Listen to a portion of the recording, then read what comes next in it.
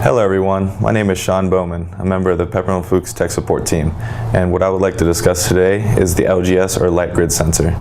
First, let us quickly cover the contents of what's inside the case. We have our cord sets, we have our LGS series light grids, we have the mounting brackets that they're placed on, we have a little leveling guide, we have our control box, we have a few target cards, we have our power supply, and we also have an LGS training booklet.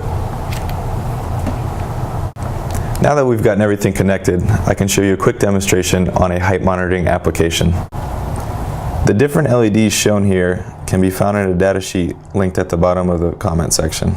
First, we will begin the demonstration by resetting to factory settings.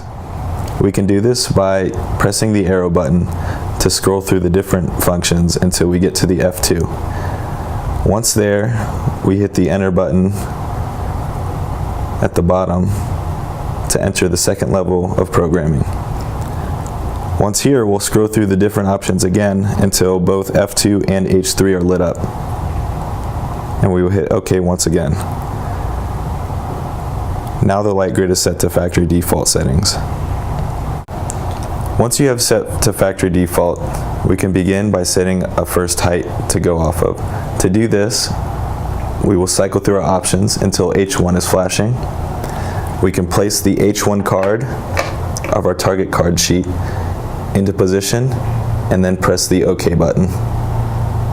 Now H1 position is set.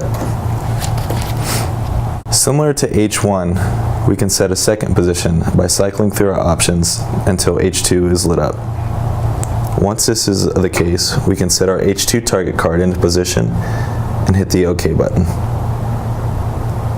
Likewise for H3, we will just cycle through the menu until H3 is illuminated and place our H3 card into position.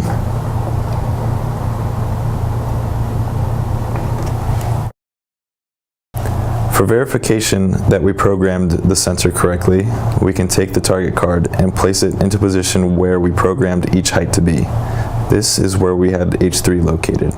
Now if I move up, we can see that H2 is illuminated here, and even higher we can go to where H1 was programmed. That verifies that we programmed the sensor correctly. The demonstration that I just showed you of height monitoring is only one of the few applications that you can use this sensor for. It may also be used for small parts detection as well as profile matching. Now we can quickly discuss a few other applications. Like the demonstration, the LGS can be used in applications for height monitoring, where we can verify that an object of a specific height is passing through the conveyor. The sensor can also be used for object identification or inspection of a car door, for example, to ensure that the object geometry is within specifications, or it can also be used to confirm that the correct pallet type is in the correct position.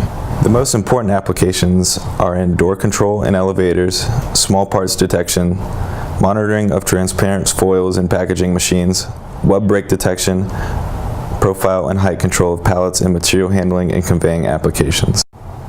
Now that you've had a brief introduction to the LGS, feel free to play around with it in your own time and see how it may fit your application.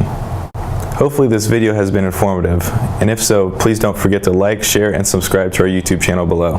Thank you guys for your time and have a great day.